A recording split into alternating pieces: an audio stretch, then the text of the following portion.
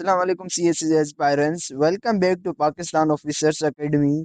आप जानते हैं कि ब्लड पूरी बॉडी में सर्कुलेट कैसे होता है, ब्रेन कैसे हर एक्शन को कंट्रोल करता है, सोचना, रिएक्ट करना, मूवमेंट करना और हार्मोन्स का सिस्टम बॉडी को कैसे रेगुलेट करता है।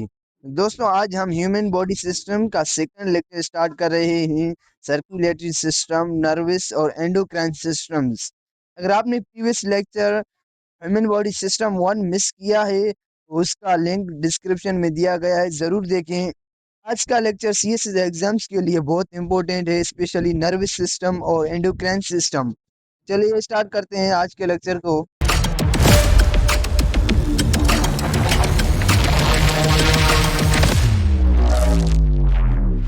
CSS एस्पायरेंट्स, सबसे पहले हम सर्कुलेटरी सिस्टम को देखते हैं। अब हम सर्कुलेटरी सिस्टम को डिटेल में समझेंगे, जो बॉडी के लिए बहुत ज़रूरी निज़ाम है। सबसे पहले हम इसकी डेफिनेशन को देखते हैं। इसकी डेफिनेशन है, circulatory system is responsible for transporting blood, oxygen, nutrients and hormones through out the body. यानी इस सिस्टम का असल काम है खून के जरिए ऑक्सीजन, ग़िज़ायात और हार्मोन्स को बॉडी के हर हिस्से तक पहुंचाना। साथ ही ये सिस्टम फजूल मादों को भी सेल से वापस ले आता है ताकि बॉडी साफ रहे।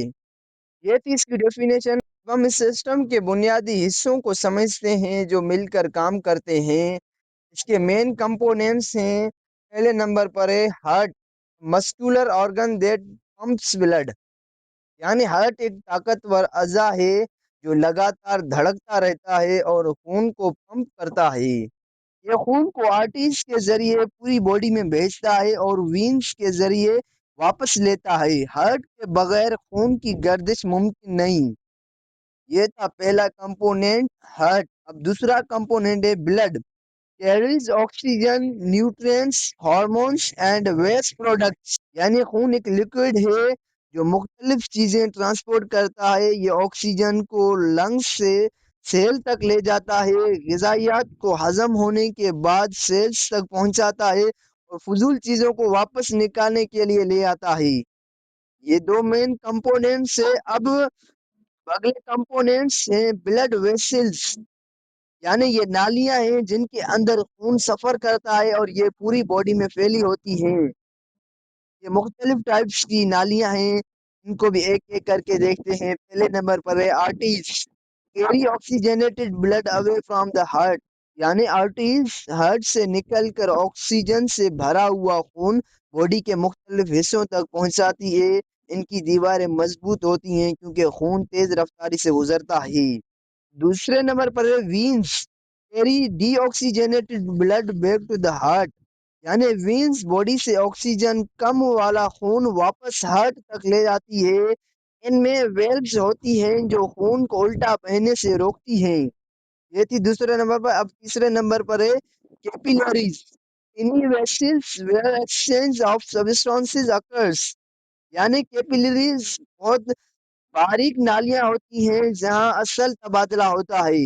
यहाँ ऑक्सीजन और ग़िज़ायात सेल्स तक पहुंचती हैं और कार्बन डाइऑक्साइड और वेस्ट वापस खून में शामिल होता है। अगर हम सम अप करें तो सर्कुलेटरी सिस्टम बॉडी के हर सेल को जिंदा रखने के लिए ज़रूरी चीज़ें पहुंचाता है और साथ ही फजूल चीज़ों को दूर करता है। हार्ट, ब्लड और ब्लड वेसल्स मिलकर एक मुकम्मल निज़ाम बनाते हैं जो लगातार खून की गर्दिश को चलाता रहता है और बॉडी को हेल्दी रखता है। ये था सर्कुलेटरी सिस्टम। अब हम आगे बढ़ते हैं और देखते हैं फंक्शंस ऑफ सर्कुलेटरी सिस्टम। अब हम सर्कुलेटरी सिस्टम के फंक्शंस को डिटेल में समझेंगे। ये बॉडी में क्या क्या काम करता है, इसके मुख्तलिफ काम हैं। सबसे पहले नंबर पर है transport of oxygen to body cells. यानी ये सिस्टम लंग्स से ऑक्सीजन लेकर बॉडी के हर सेल तक पहुंचाता है। हर सेल को जिंदा रहने और एनर्जी बनाने के लिए ऑक्सीजन की जरूरत होती है जो खून के जरिए मिलती है। ये था पहला फंक्शन। दूसरा फंक्शन है रिमूवल ऑफ कार्बन डाइऑक्साइड। यानी जब सेल्स काम करते हैं तो कार्बन डाइऑक्साइड वेस्ट के तौर पर बनती है। सर्कुलेटरी सिस्टम इस गैस को सेल से उठाकर लंग्स तक ले जाता है जहां से ये बॉडी से बाहर निकल जाती है। ये था दूसरा फंक्शन। अब तीसरा फंक्शन है डिस्ट्रीब्यूशन ऑफ न्यूट्रिएंट्स। हजम होने के बाद जो ग़िज़ायात मिलती हैं वो खून के ज़रिए बॉडी के मुख्तलिफ हिस्सों तक पहुंचती है। इससे सेल्स को एनर्जी मिलती है और ग्रोथ और रिपेयर होते हैं। ये था तीसरा फंक्शन। अब चौथा फंक्शन है ट्रांसपोर्ट ऑफ हार्मोन्स। यानी हार्मोन्स जो मुख्तलिफ ग्लैंड्स बनते हैं वो खून के जरिए अपनी टारगेट जगह तक पहुंचते हैं। ये हार्मोन्स बॉडी के मुख्तलिफ फंक्शंस को कंट्रोल करते हैं। अब अगला सिस्टम है रेगुलेशन ऑफ बॉडी टेम्परेचर। यानी यह सिस्टम बॉडी का टेम्परेचर बैलेंस में रखता है। जब बॉडी गर्म होती है तो हीट को स्प्रेड करता है और जब ठंडी होती है तो हीट को कंजर्व करता है। ये सब फंक्शन सर्कुलेटरी सिस्टम के थे। पहले नंबर पर था transport of oxygen to body cells. दूसरे नंबर पर था रिमूवल ऑफ कार्बन डाइऑक्साइड। तीसरे नंबर पर था डिस्ट्रीब्यूशन ऑफ न्यूट्रिएंट्स। चौथे नंबर पर था ट्रांसपोर्ट ऑफ हार्मोन्स। पांचवें नंबर पर है रेगुलेशन ऑफ बॉडी टेम्परेचर। अगर हम सम अप करें तो सर्कुलेटरी सिस्टम सिर्फ खून चलाने निज़ाम नहीं बल्कि बॉडी के तमाम ज़रूरी फंक्शंस को बैलेंस में रखता है। ऑक्सीजन, ग़िज़ायात और हार्मोन्स को पहुंचाना और वेस्ट को निकालना सर्कुलेटरी सिस्टम में बुनियादी फंक्शंस हैं। दोस्तों, अब तक हमने सर्कुलेटरी सिस्टम और सर्कुलेटरी सिस्टम्स के फंक्शंस को डिटेल में देखा। अब हम आगे बढ़ते हैं और देखते हैं नर्वस सिस्टम को। हम नर्वस सिस्टम को डिटेल में समझेंगे जो बॉडी के तमाम एक्टिविटीज को कंट्रोल और कोऑर्डिनेट करता है। सबसे पहले हम इसकी डेफिनेशन को देखते हैं। The nervous system controls and coordinates all activities of the body. यानी ये सिस्टम बॉडी के हर काम को कंट्रोल करता है और मुख्तलिफ हिस्सों के दरमियान तालमेल पैदा करता है। सोचना, चलना, महसूस करना और रिएक्ट करना सब इसी सिस्टम के जरिए होता है। इसके कुछ मेन पार्ट्स हैं। अब हम इस सिस्टम के बुनियादी हिस्सों को समझते हैं और इसके दो कैटेगरीज में है। सबसे पहले नंबर पर है सेंट्रल नर्वस सिस्टम जिसे CNS भी कहते हैं और दूसरे नंबर पर है पेरिफेरल नर्वस सिस्टम जिसे PNS भी कहते हैं। सबसे पहले नंबर पर हम सेंट्रल नर्वस सिस्टम को देखते हैं। यानी ये सिस्टम मरकजी हिस्सा होता है जो कंट्रोल सेंटर का काम करता है। इसमें सबसे पहले नंबर पर आ जाता है ब्रेन। ब्रेन का काम होता है controls thinking, memory, emotions and actions. यानी ब्रेन सबसे अहम अज़ा है जो सोचने, याद रखने, जज्बात महसूस करने और फैसले लेने का काम करता है। ये बॉडी का हर एक्शन को कंट्रोल करता है और सिग्नल्स भेजता है। सेंट्रल नर्वस सिस्टम का पहला पार्ट ये था और दूसरा पार्ट है स्पाइनल कॉर्ड। इसका काम होता है transmit signals between brain and body. यानी स्पाइनल कॉर्ड ब्रेन और बॉडी के दरमियान पैगामात का रास्ता होता है। ये सिग्नल्स को आगे पीछे पहुंचाता है जिससे बॉडी रिएक्ट करती है। ये थे सेंट्रल नर्वस सिस्टम के दो मेन पार्ट्स, ब्रेन और स्पाइनल कॉर्ड। ब्रेन का काम है controls thinking, memory, emotions and actions. यानी ये कंट्रोल करता है। स्पाइनल कॉर्ड्स इस ब्रेन के सिग्नल्स को बॉडी में ट्रांसमिट करता है। और जो दूसरा पार्ट है पेरिफेरल नर्वस सिस्टम जिसे हम PNS भी कहते हैं। यानी ये सिस्टम नर्व्स का जाला होता है जो पूरी बॉडी में फैला होता है। जैसा कि इंग्लिश में लिखा है network of nerves connecting CNS यानी central nervous system the rest of the body. यानी ये नर्व्स सेंट्रल नर्वस सिस्टम को बॉडी के हर हिस्सा से जोड़ती हैं। ये सिग्नल्स को ब्रेन तक ले जाती हैं और वहां से जवाब वापस तक पहुंचाती हैं। सिग्नल्स को ब्रेन तक ले जाती हैं और वहां से जवाब वापस बॉडी तक पहुंचाती हैं। ये दो मेन पार्ट्स थे, सेंट्रल नर्वस सिस्टम और पेरिफेरल नर्वस सिस्टम। अगर सम अप करें तो नर्वस सिस्टम बॉडी का कंट्रोल सेंटर है जो हर एक्टिविटी को मैनेज करता है और फौरन रिस्पॉन्स दिलाता है। ब्रेन, स्पाइनल कॉर्ड और नर्व्स मिलकर एक ऐसा निज़ाम बनाते हैं जो बॉडी को कंट्रोल करता है और हर हिस्सा एक दूसरे से जुड़ा रहता है। ये था नर्वस सिस्टम और उसके कुछ मेन पार्ट्स थे। अब हम आगे बढ़ते हैं और देखते हैं नर्वस सिस्टम का फंक्शन क्या है। अब हम नर्वस सिस्टम के फंक्शंस को डिटेल में समझेंगे जो बॉडी के सिग्नल्स को प्रोसेस और रिएक्ट करने में मदद करता है। नर्वस सिस्टम का सबसे पहले नंबर पर फंक्शन है सबसे पहले नंबर पर जो फंक्शन है, रिसीव्स स्टिमुली फ्रॉम एनवायरनमेंट, यानी नर्वस सिस्टम पहले एनवायरनमेंट से सिग्नल्स या स्टिमुली लेता है, जैसे रोशनी, आवाज, टच या टेम्परेचर। ये सिग्नल्स बॉडी के सेंसर जैसे स्किन और आई से आते हैं। ये था पहला फंक्शन, यानी एनवायरनमेंट से सिग्नल्स को लेना। अगला फंक्शन होता है processes information in the brain, यानी मिले हुए सिग्नल्स को ब्रेन में एनालाइज किया जाता है। ब्रेन डिसाइड करता है कि बॉडी को कैसे रिएक्ट करना चाहिए। ये प्रोसेस सोच, याद और डिसीजन मेकिंग में मदद करता है। अब इसके बाद अगला जो एक्शन है, अगला फंक्शन है, वो है sense responses to muscles and glands, यानी ब्रेन और स्पाइनल कॉर्ड से जवाब मसल्स और ग्लैंड्स तक भेजा जाता है। इससे बॉडी अपने एक्शंस परफॉर्म करती है, जैसे मूव करना या हार्मोन्स रिलीज करना। ये थे नर्वस सिस्टम के तीन बड़े फंक्शंस, यानी पहले नंबर पर एनवायरनमेंट से सिग्नल्स को लेना, फिर बाद में उसे ब्रेन में एनालाइज करना, आखिर में रिस्पॉन्स या एक्शंस परफॉर्म करना। अब इसका नीचे एक एग्जाम्पल दिया गया है, उस एग्जाम्पल को देखते हैं। एग्जाम्पल है touching a hot object, immediate withdrawal, जिसे रिफ्लेक्स एक्शन कहा जाता है। यानी अगर हम गर्म चीज को छूते हैं तो नर्वस सिस्टम फौरन सिग्नल भेजता है और हाथ को हटा लिया जाता है। ये रिफ्लेक्स एक्शन ऑटोमेटिक होता है और लाइफ बचाने में मदद करता है।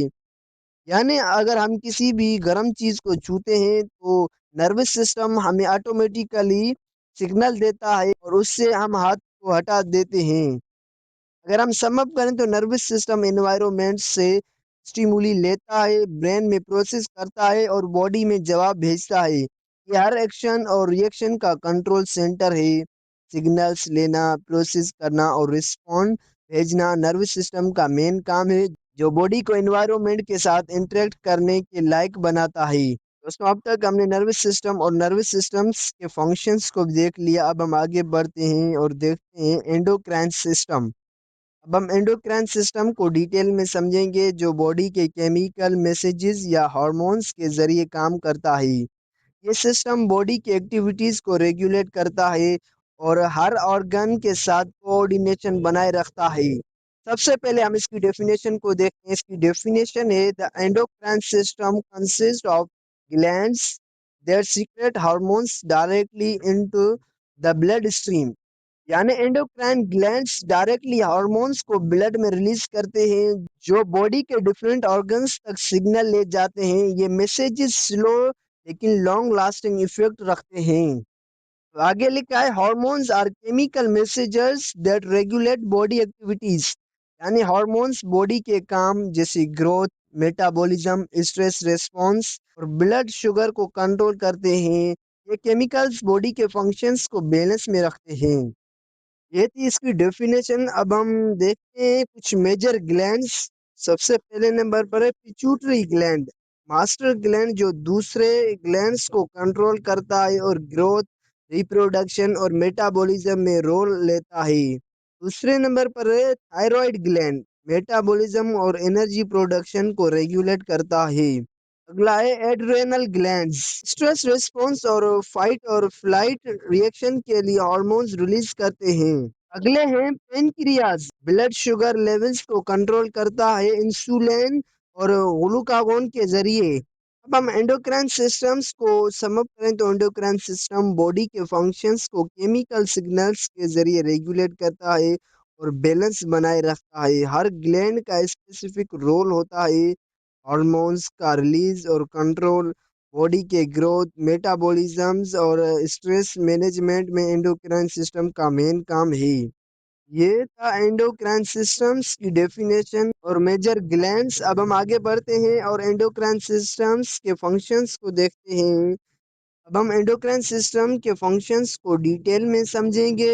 ये सिस्टम बॉडी के केमिकल मैसेजेस के जरिए हर ऑर्गन के काम को रेगुलेट करता है और लॉन्ग टर्म बैलेंस मेंटेन करता है। सबसे पहले नंबर पर फंक्शन है regulates growth and development. Endocrine glands जैसे पिट्यूटरी ग्लैंड बॉडी के ग्रोथ और डेवलपमेंट को कंट्रोल करते हैं। ये हार्मोन्स बॉडी के साइज, हाइट और ऑर्गन ग्रोथ को रेगुलेट करते हैं। अगला फंक्शन है कंट्रोल्स मेटाबॉलिज्म। थायराइड ग्लैंड और पेनक्रियास मेटाबॉलिज्म और एनर्जी प्रोडक्शन को कंट्रोल करते हैं। ये इंश्योर करते हैं कि बॉडी का एनर्जी लेवल और न्यूट्रिएंट यूज सही तरीके से हो। तीसरा फंक्शन है मेंटेनेंस इंटरनल बैलेंस, जिसे होम्योस्टेसिस कहा जाता है। हार्मोन्स बॉडी के इंटरनल एनवायरनमेंट को स्टेबल रखते हैं, जैसे ब्लड शुगर, वाटर बैलेंस और ब्लड प्रेशर। इससे बॉडी इफिशिएंटली काम करती है। अगला फंक्शन है controls mood and stress response. Adrenal glands और अदर ग्लैंड्स हार्मोन्स रिलीज करके स्ट्रेस और मूड को रेगुलेट करते हैं। ये बॉडी को फाइट और फ्लाइट और काम स्टेट में मेंटेन करते हैं। अगला फंक्शन है coordinates long term body activities, यानी एंडोक्राइन सिस्टम स्लो और लॉन्ग लास्टिंग सिग्नल्स देता है, जैसे प्यूबर्टी, प्रेगनेंसी और सीजनल चेंजेस में बॉडी के फंक्शंस को मैनेज करना। अगर हम सम अप करें तो एंडोक्राइन सिस्टम बॉडी के लॉन्ग टर्म प्रोसेसेस को बैलेंस करता है और हर फंक्शन के लिए हार्मोन्स के जरिए कोऑर्डिनेशन प्रोवाइड करता है। ग्रोथ, मेटाबॉलिज्म, स्ट्रेस, मूड और इंटरनल बैलेंस, ये सब एंडोक्राइन सिस्टम के फंक्शंस के अंडर आते हैं, जो लाइफ के लिए बहुत ज़रूरी हैं। दोस्तों, ये था आज का लेक्चर। आज के लेक्चर में हमने ह्यूमन बॉडी के इम्पोर्टेंट सिस्टम्स को प्रॉपर सीक्वेंस में समझा। हमने सर्कुलेटरी सिस्टम, नर्वस सिस्टम और एंडोक्राइन सिस्टम के स्ट्रक्चर और उनके फंक्शंस को क्लियर किया। अगर आपने इस लेक्चर को अच्छी तरह समझ लिया तो आप एमसीक्यूज़ और कॉन्सेप्चुअल क्वेश्चंस दोनों में स्ट्रॉन्ग हो जाएंगे। लेक्चर को रिवाइज करें और अपने कॉन्सेप्ट्स को क्लियर रखें। अगर लेक्चर हेल्पफुल लगा हो तो वीडियो को लाइक करें, कमेंट करें और चैनल को सब्सक्राइब ज़रूर करें, ताकि आप अगले लेक्चर्स मिस ना करें। मिलते हैं अगली वीडियो में, तब तक के लिए अल्लाह हाफिज़।